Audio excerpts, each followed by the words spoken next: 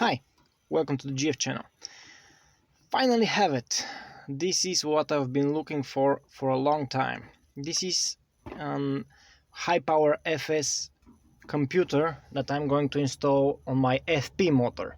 So 1.8 liter motor I'll try it at least to run it with a 2.0 high power FS motor computer. So I have everything here. And why was it so hard to actually get it? Well, because there are multiple of these and I want the one that will fit my car. And my car has, as you can see, a check engine light right here. So when you turn on the ignition, there is a check engine light, which when you start the car, it turns off. And I still want that from this computer to happen, because this is going to tell me if there are any errors, if it starts at all, of course. And I want to have a check engine light. I want to have diagnostics so I can see if everything is working fine. And how did I figure out what computer to actually get?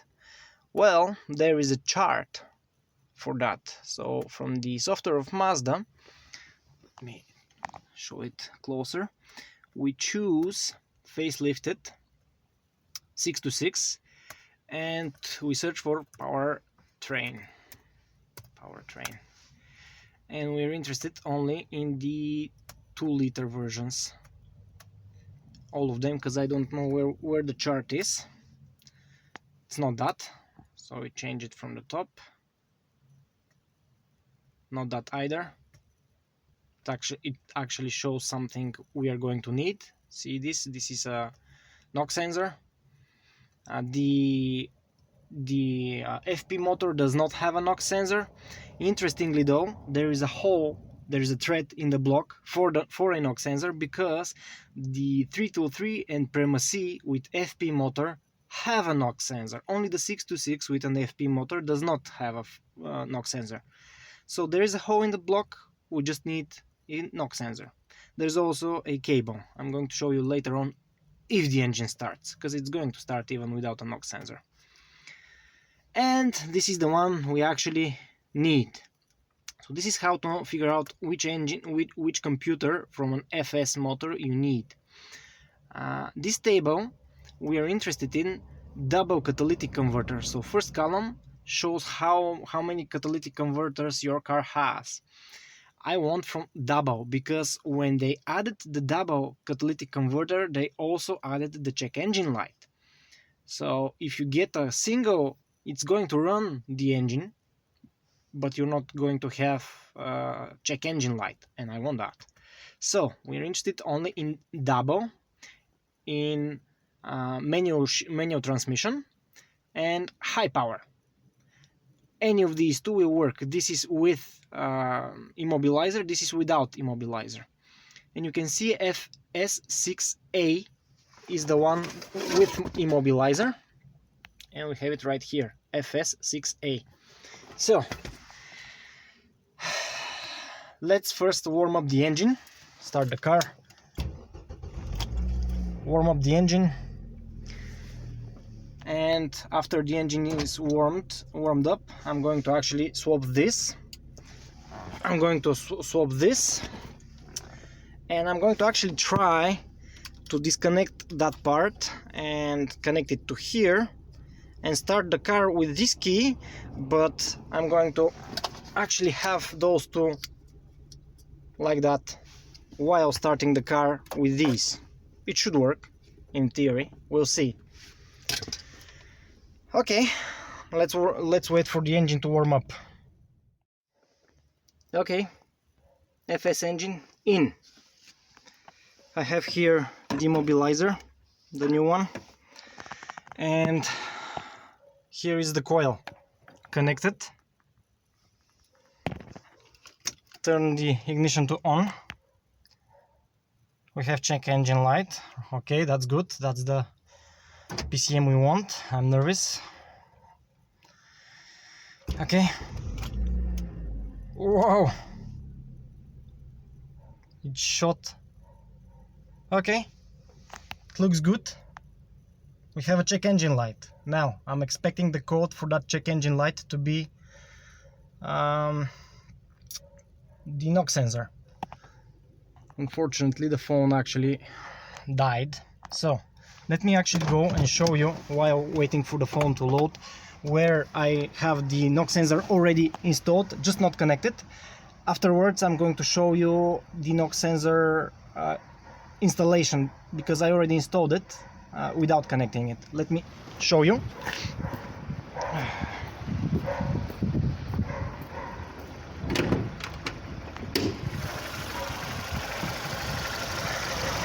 So here we go. This is the new knock sensor cap, and I need to connect it to this thing. This is the wire from the car. Those two need to be connected for the knock sensor to work. I've already traced the wire, and I know the wire is going to the computer. So we need only to connect that. Okay, is the phone ready? Not yet. Let's connect the OBD. Okay, while waiting. Good.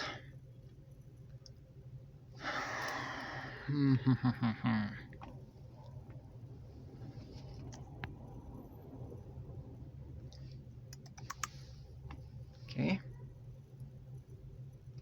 Connecting to the ECU. ECU, okay. Okay, it's good.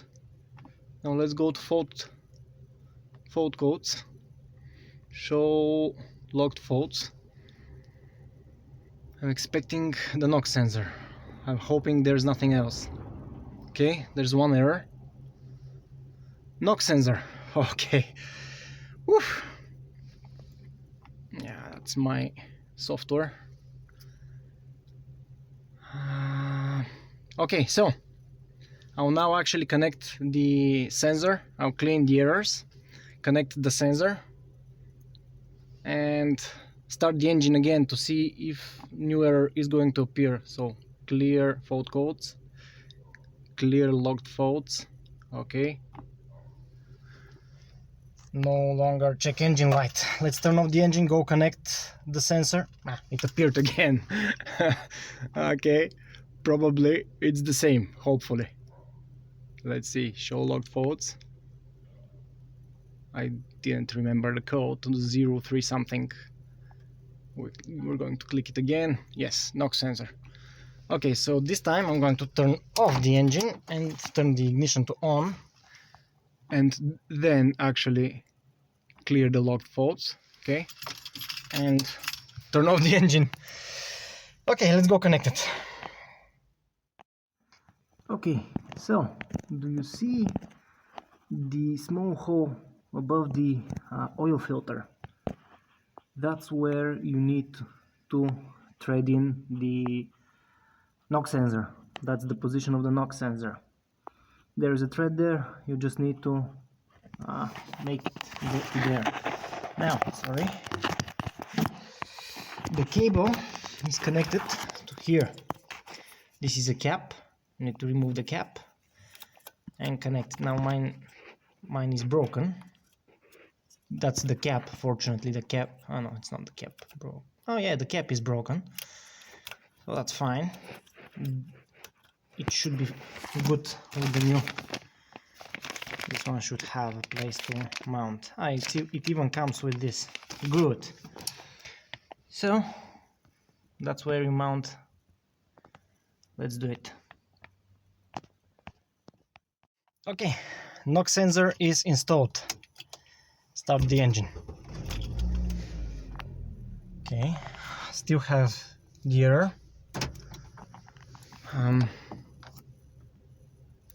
Please don't tell me you died again. I know, it's just a slow phone. I have to increase the capacitance of the capacitors for the filters, for the battery. Okay. It actually disappeared by itself. Not I didn't even need to clear it. Let's still see.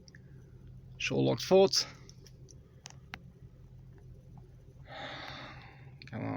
Focus.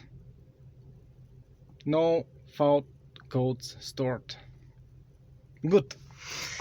Okay, now it's winter outside, so as you can see, I ain't going to go do some pulls. I do that when it's warm because the roads are good. So this means I'm going to drive a lot of kilometers with this engine powertrain unit to see if anything else is going to pop out. For you that's going to be soon because you're watching the video. For me it's a few months of driving. So I did drive about 3 kilometers or something like that. No other check light appeared. So I decided I'll program the keys. I followed the procedure. I have a separate video about that. Click the thing at the top. You can watch it there. What I did though, what I do not know, is will these keys, they were programmed to the old computer. Now I program them to the new computer. Will they work with the old computer? I don't know. We're going to find out. Now I'm going to show you first. They are working with the current, the FS, and that the FS actually, the FS engine actually seems also fine when the temperature is not, engine is not up to temperature. You see it's 1000, about 1000, so it's not yet up to temperature. Now what I'm going to do is swap again everything back, including the computer, and see if those are going to work. I did not program the original key of the car exactly because I do not know if I'll be able to use that one with the computer. So this one will not start the car. Okay, let's see. Okay, things are switched. This is the original key, so I'm not expecting issues car starting with the original key. Let's see.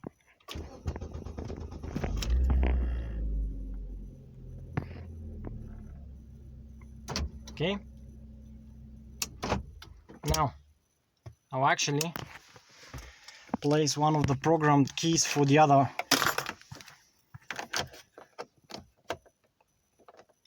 computer. Place it and try to start. Hopefully it's going to work. Okay, it is running. So I can now actually program this key to the other computer as well, following the other procedure in the book, in the documentation, which is for more than two or more valid keys. There is a simplified procedure for that one as well. I believe I showed it in the other video as well. And after that actually I can assemble everything with this computer, of course, the FS1. Assemble it and see you in the spring or even summer, I don't know when. I'll be driving with this one the whole winter. Okay, few hundred kilometers I've been driving with the FS engine ECU, and I believe I have loss of power. We'll see now. That's the hill, which is my test point. We'll see if it drops. Last time I showed you when I was changing the gearbox, this did not move. We'll see now. Now it's considerably colder, so I expect even better results. But I have hesitation problems. When I press the pedal, sometimes it picks up, sometimes it hesitates, and it's not good. So we're starting to climb now. And also I believe I have issues with fuel consumption, but that's hard to tell because, well, I changed the gearbox recently. I didn't have the chance to make proper computations. Okay, it does drop a little bit. I definitely feel the engine not picking up the pace really good. It hesitates, I do believe I'm going to get some bad results when I test for horsepower result, and that actually proves it as well. We'll see. For now I feel it, and this one preliminary test shows there are problems, but other than that, no check engine lights whatsoever, nothing, it just works. The engine was overheated on multiple occasions previously, so I had a little bit of ping, and I did test that ping, and now it's gone. So my best guess is the NOx sensor actually retards the ignition, which leads to less power being made. That's my best guess. So this power issue might be an issue only for me, I don't know, but the engine runs better with it. Okay, so I've been driving for, I don't know, a few hundred kilometers with the old PCM, just to see if I'm going to decrease my fuel consumption and if I'm going to have hesitation. As you can see, fuel consumption is quite good, so it's not related to the sorry, I'm actually going to climb now. Let's see. It's not related. Okay, starting to climb.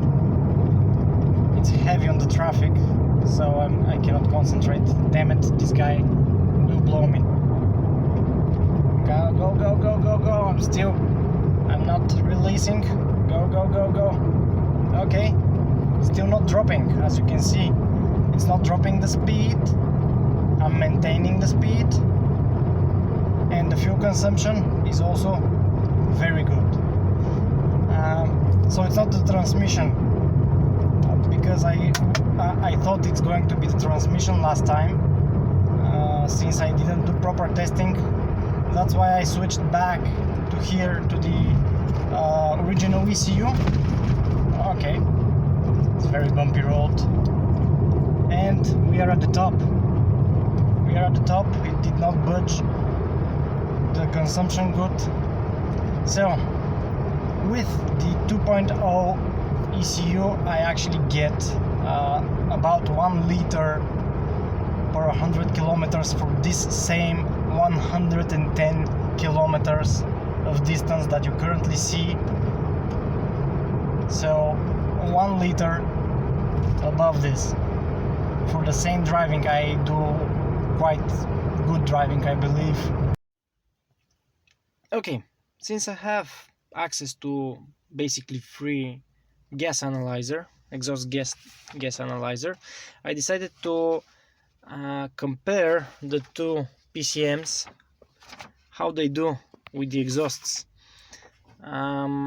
This is the FP, where it says FP right here. These are the values, and these are for the FS, where it says FS here. Now what stands out, not as margin of error, is the HC. On the FP motor it's 52 against 77, and on higher rev it's 23 against 39. So on the FS motor this is higher number. Also the oxygen level seems different on the idle speed. When motor is idling, we have 0.12 here and 0.19 here, so higher on the FS. I don't know what the oxygen level means, but since oxygen is good, I don't care much. The HC, I googled it since I don't know what it means again, but the HC actually stands, it's whatever, it's here, hydrocarbon, yes, hydrocarbon, indicates unburned fuel when it's high. Now I don't know what high means. Is 77 high or not? I don't know. What I do know, it's higher on the FS. And since high means unburned fuel, which that leads me to the conclusion, the FS actually sprays more fuel, probably, within for the same amount of air. That's my best guess, and that could actually confirm my suspicion that I burn more fuel because the fuel consumption is actually worse, as I told you earlier. And probably it has something to do with the hesitation of the engine. I don't know. Okay, let's do the power tests. Okay, I just did 3 tests of each ECU. This is the FS one. I did it first, and I just finished with the FP one because I would like to stay with the FP one. Before I show you the results, let me explain pros and cons of the two. And then I'll show you the results so you can decide for yourself. There's one caveat. Long ago I actually overheated the engine on multiple occasions, so ever since I have knock appearing when it's hot and I load the engine a lot, and there is something to for the sound to reflect to. When just driving the car I don't hear it. I have to roll down the windows and there should be something to reflect the sound of the engine off of.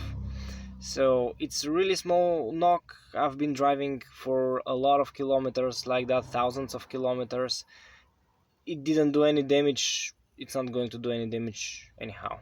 So that's the note I have, but that note is important because of it this may not be in that good of shape, because this engine, the con of this engine is this ECU is it does not have knock sensor, so it doesn't account for the knock sensor in the calculations, while this one does. So since I have knock, this retards the ignition, knock retard. That's why the hesitation I see. So this one does not hesitate when I press the pedal, it just goes. This one hesitates sometimes, only sometimes. But the hesitation cannot be picked up by the tests, which we'll see in a bit, because they start recording from higher RPM, and usually the hesitation just happens earlier. When it happens for a longer periods, but it just didn't happen when I did the tests. Also, this one, when with the FP1, from time to time I have misfires. Really rare, but it happens. Just misfires, one misfire. While this one never did that. I drove I don't know how many hundreds of kilometers and never actually had a misfire with this ECU. So this one drives the engine much better. It will preserve it for higher periods, but it's in the cost of also fuel consumption. Apart from everything else I explained, had the hesitation, which is really annoying. The fuel consumption with this one is higher, while with this one is lower. And I also showed you that I did tests for the exhaust gases. This one has better results than this one, and it's probably simply due to more burned fuel or unburned fuel, and it's just more fuel sprayed into the cylinders. So these are my thoughts and my butt meter, what's telling me. That's why I'm sticking with this one. If I fix the head and I no longer had knock, I would test again. I would never throw this away. So let me show you now the results.